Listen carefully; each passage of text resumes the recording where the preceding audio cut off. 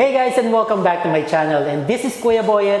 So for today's video, meron tayong special guest. Nagbiyahe pa siya from Lipa, Batangas. Please welcome Chef Ave Baile. Welcome to Bulacan. Hi! Buti mo ba makalimutan yung pangalan ko? Chef Ave po. Yes. Ang inyong pambansang ante.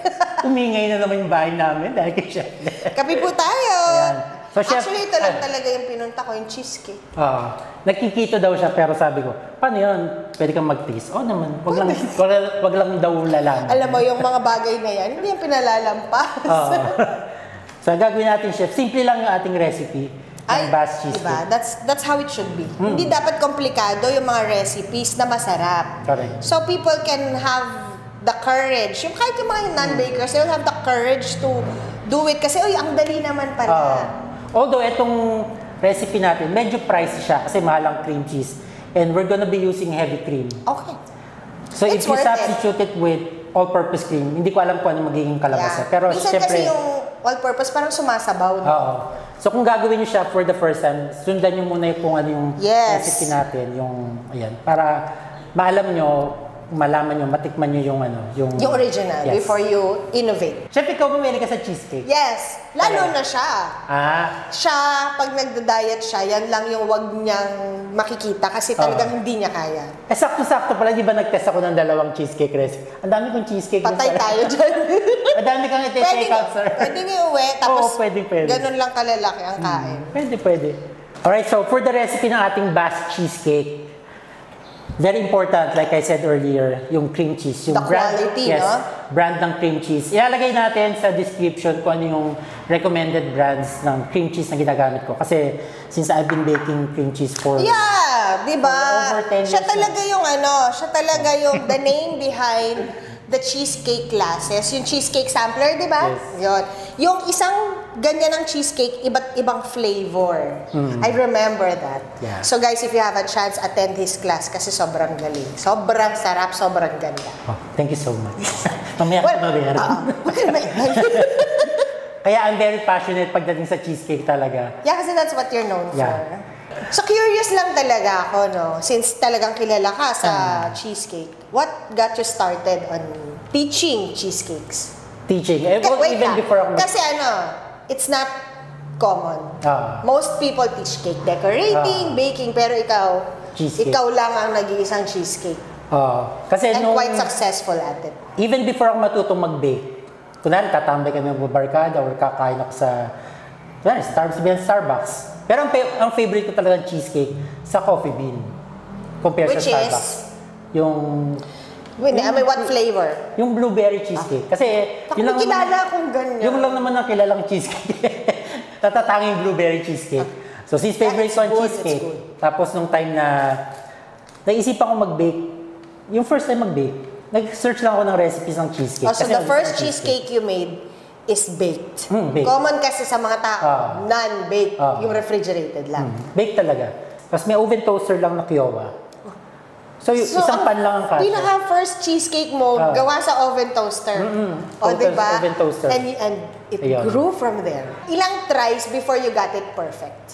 Siguro 3 recipes muna ang na-try ko. Okay naman. 3 different recipes, pero hindi mo nakuha yung gusto mo.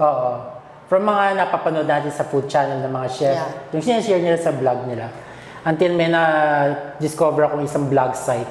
Nag-share siya ng isang, tawag dito, recipe ng isang sikat na cafe o restaurant sa Chicago. Copycat, gano'n. Copycat. Siguro in-interview niya yung owner, kasi pinost niya yung recipe ng cafe na yun o restaurant. So nakita ko yung recipe, ginaya ko lang. And ayun, just in-innovate mo lang konti. Doon nag-start. Diba, no one starts big, really. Everyone starts from the bottom.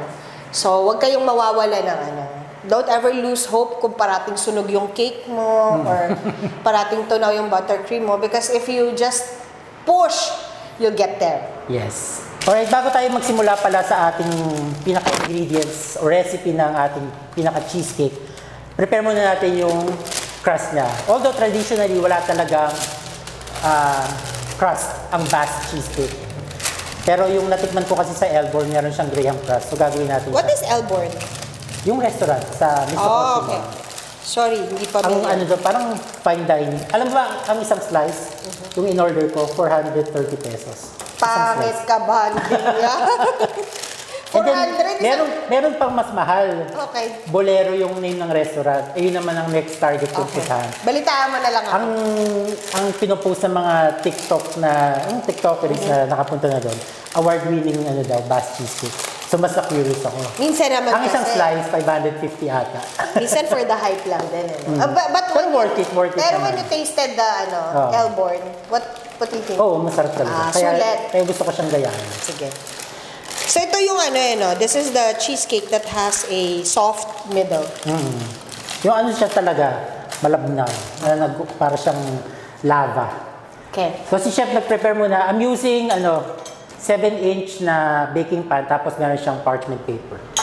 Scissor. Oo, yeah. Akala ko kabisado mo itong kitchen natin. Hindi ako na-brief. So itong crust, basically Graham lang to and then butter. So hindi natin gagawin kasi meron akong leftover from the test recipes na ginawa ko. Yung ingredients natin ilalagay ko sa description down below. Okay. So yung 200 gram pack ng MY San, crushed Grahams. Lagyan nyo lang ng half cup ng butter or kalahati ng butter. Yun lang, tunawin nyo siya. No sugar. Di ba iba naglalagay sila ng sugar? Kasi matamis na naman yung Graham. Okay. So hindi natin gagawin kasi simple lang. So Graham, isang pack, and then kalahati ng butter. Okay. So i-mix nyo lang siya, ito na siya. Wala nang sugar Kasi wala nang eme-eme, go. Wala na, simple lang. Next. Yung amount or yung thickness ng crust would depend sa preference nyo. Kung gusto nyo makapal or ano. Ako na, lagay ko na. So, kung masyadong madami, bawasan na nga. I think it's just enough. Sige. Para maubos na. Oo, sayang. Bawasan yung laman ng ref ko. Tama. Then, ipipress lang natin siya and then we bake it for 15 to 20 minutes until ano lang. Mag-ano na siya, manigas. Yeah. Yung ating Graham crust. And what temperature? I bake it at 180 degrees Celsius. Okay. Huwag niyo masyadong gigilin to, baka mabasag ang glass. Okay. Okay. So ito na, naka-press na and bake na natin for 20 minutes and then mag-start na tayo with our cheesecake batter. There you go. Okay, simulan mo na, chef, ang pag-bake. Kaya ka nandito yan. Sorry po. So 2 blocks ng cream cheese, 8 ounces ng cream cheese, yung 2 bloke lang. Yan. So again, yung brand na ginagamit ko, or yung trusted brand ko pagdating sa cheesecake, ilalagay ko sa comment or sa description below. Oh, also, make sure that your cream cheese is at room temperature. temperature. Room temperature. Ikikream lang natin siya. Kailangan lang maging smooth siya, mawala yung mga lumps ng cream cheese. Yes. I think it's good, no? Pwede na. Kasi pagka naka-room temperature siya, mabilis Madali lang na. siyang iganyan. So we add in half cup ng sugar. Okay. Also, if you're whipping like this, always start on low speed kasi, Diyos mio, talsikan talaga lahat. Pag nagmamadali tayo. And then 1 teaspoon of vanilla. Ito optional na lang, yung vanilla. Kasi ang Bass Cheesecake talaga, May vanilla or wala? basically ano lang siya, 4 ingredient lang. Oh! Cream cheese, sugar, cream, and eggs. Okay, so it's up to you So, kung gusto mo maglagay ng vanilla. At gusto namin, wala kayong magagawa. So, option nyo din kung gusto nyo maglagay ng lemon. We're adding a teaspoon, right? 1 teaspoon.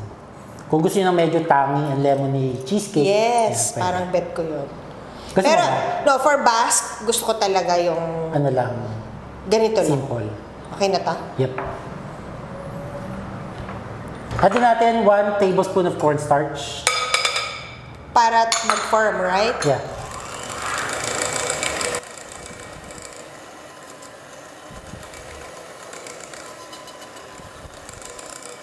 And then 1 cup or 250 ml ng heavy cream. Okay, napagkwentuhan namin kanina if paano kung walang heavy cream, pwede bang mag-substitute ng all-purpose cream, pero again, use the original ingredients. Tapos, since may time ka namang mag-plan, dahil first time mo siyang gagawin, bilihin mo na yung tamang ingredients and then next time, you can innovate. Kung gusto mo matry, what if gagamit ako ganitong brand, ganitong klase. So doon ka na mag-experiment. But for the first time na gagawin mo siya, gawin mo muna siya like the way we are Yeah, doing. para at least alam mo the recipe works. Oo. Kasi baka mamaya nag-substitute ka na tapos sasabihin mo, ay, pangit pala yung recipe. Yung pala, nag-iba-iba ka ng Mas maganda ingredients. Okay. Thank you so much. Even the color is mas maganda.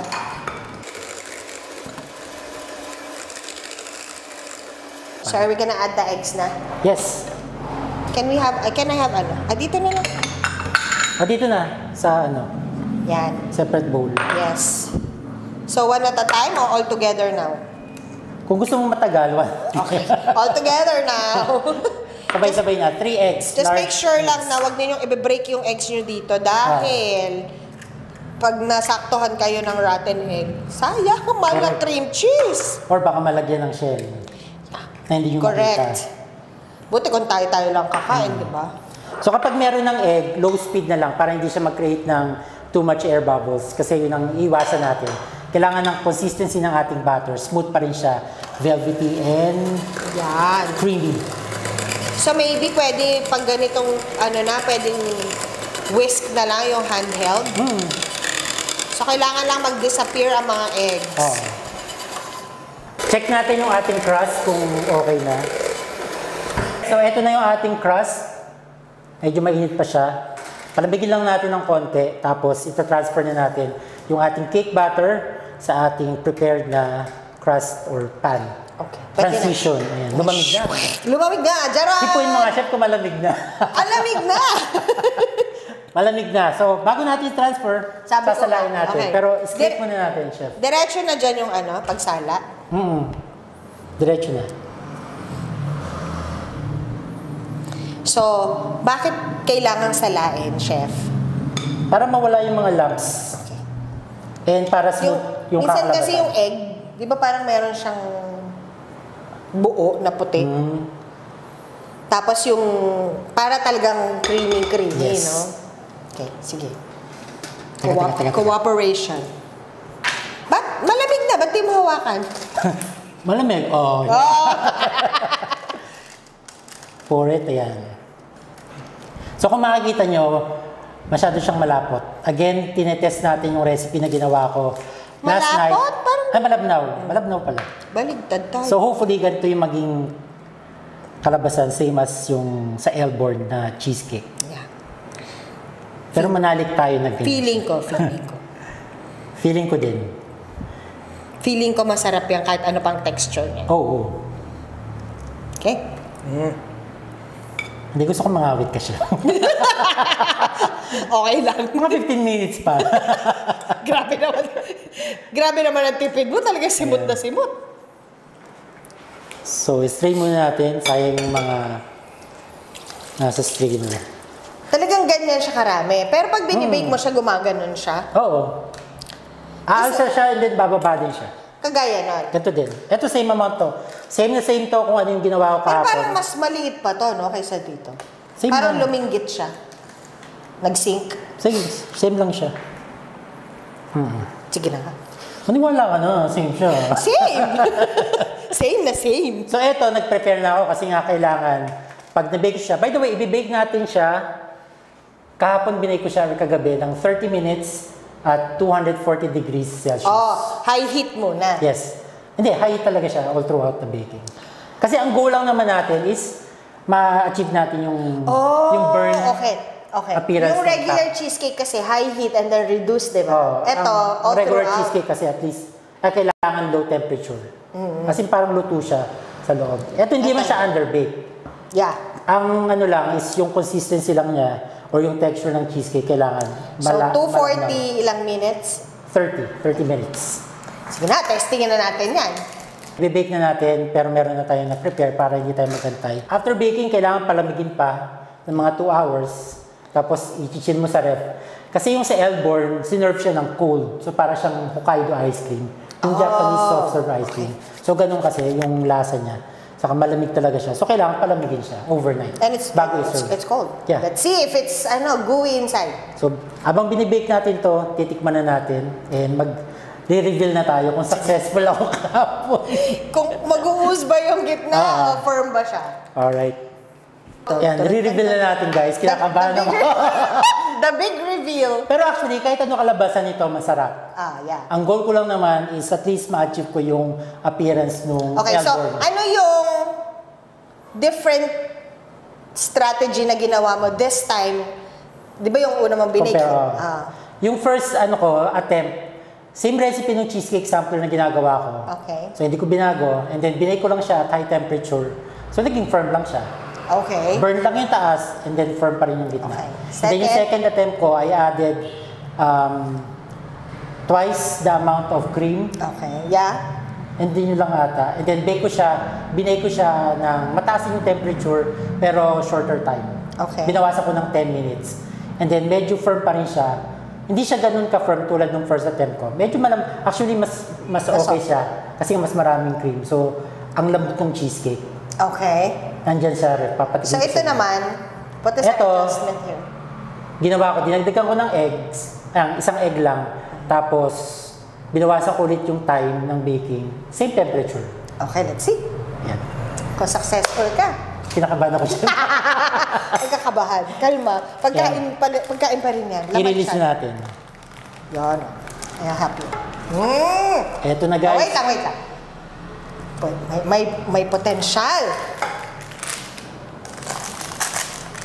Ito na. Alright, so slice na natin. So ito yung itsura niya. Diyan. Hop, anong sabi? Malambot yung gitna. Na-feel ko, malambot. Naramdaman mo nung pagganyan mo? Okay. So important, kung gusto nyo ng malinis na slice, every cut ng knife, kailangan wina-wipe nyo. Okay. Para hindi sumasama yung cheesecake sa... Ito na. This is it, pansit. Ay! Malambot.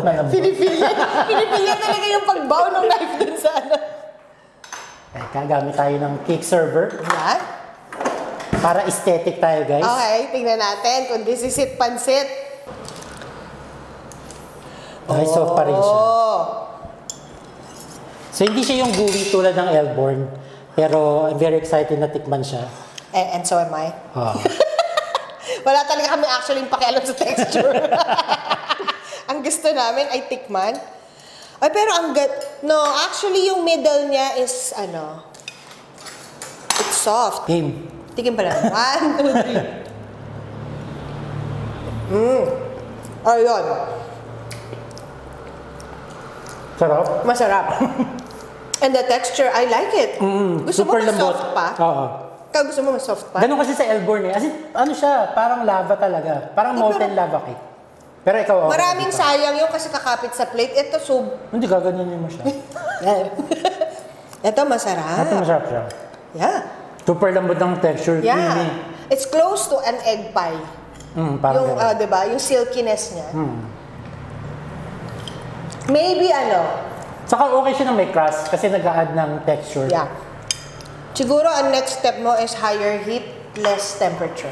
Ay, less baking time. Oo. So, hindi tayo titigil. Pero sarap na nito. Oo. Gusto mo pa yung mas pa? Gusto ko talaga ma-achieve yung sa Elborn. Yung talagang paghiwa mo. Gaganin talaga yung cheesecake. Thank you for sharing this with us and allowing me to experience this cheesecake. Thank you for coming all the way from Batangas to Ubando, Bulacan para bumisita. Malapit lang kasi yun. Batangas, Bulacan. Mga 15 minutes lang ba? Ilang minuto? 15 minutes lang. Kasi magkasunod lang yung sa alphabet eh. Mauna lang yung Batangas, BA, tas BU, Bulacan. So thank you, Chef, for traveling all the way from Batangas. It is my pleasure. So gusto lang niya talaga is to visit the kitchen. Yeah, I just wanted to see how beautiful. Mag-hi lang sa akin.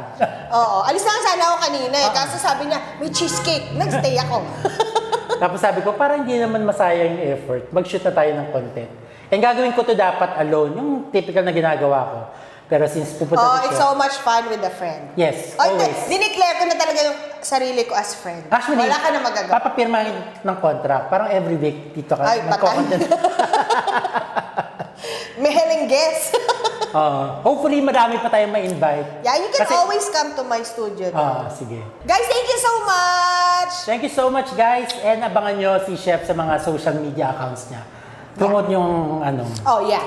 You can follow me on my Facebook account, Chef Ave Baile. Also on my classes account, Chef Ave's Classes. I also have a TikTok account, The Buttercream Diva, and a YouTube account, the Buttercream Diva din. And yung interview ko sa kanya behind cakes dito sa channel natin. Yes, here. Alamin niyo kung paano siya nag-start sa baking world. Oo. Ano nga ba? Ayun. So we look forward to seeing you on our social media platforms and look forward to hearing from you pag nagawa nyo na ang napakasarap na cheesecake na to. Thanks for watching, guys! Thank you for watching and see you on the next vlog. We love you! Bye! Bye! Hey guys, so tayo nagbabalik. Wala na si Chef Ave, so nakauwi na siya. Kasi nga diba gumawa ako ng cheesecake the other night, tapos yun yung tinaste test namin. Kasi kailangan i-rest siya and i-overnight sa ref or sa fridge para malamig siya isi-serve and para mag-set yung cheesecake. And since yung ginawa namin, hindi mo pwede mag-stay dito si Chef ng sobrang tagal. So hindi na namin binake. Binake ko na lang siya mag-isa after umalis ni Chef. And then nirescue siya sa ref ng maghapon. Tapos, ayan, eto na siya ngayon. Titingnan natin kung ano yung difference sa texture niya. And this one, binake ko siya for 20 minutes at 250 degrees. So, nagtaas lang ako ng 10 degrees Celsius.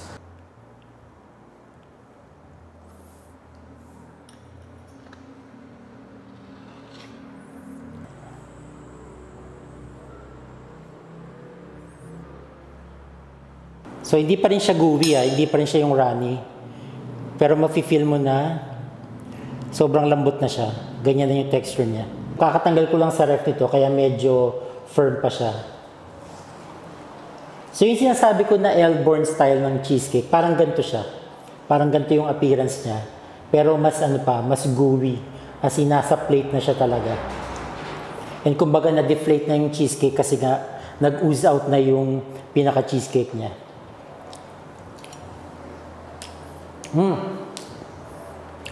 Konting-konti na lang guys. Ganito yung texture niya. Yung pag kinagat mo siya, pag kinain mo yung cheesecake, it totally melts in your mouth guys. Ganito siya. So I'm very happy. Almost na. We're almost there guys. So dito kasi hindi ko nilagyan ng lemon. No? Personally, gusto ko ng may konting lemon taste. Or para makakat yung konting sweetness na nandito sa cheesecake natin. Although hindi siya matamis, gusto ko lang ng medyo may lemony taste para nababalance out yung sweetness ng cheesecake natin. E yung pagiging rich and creamy niya. Para din tanggal umay ba, kumbaga.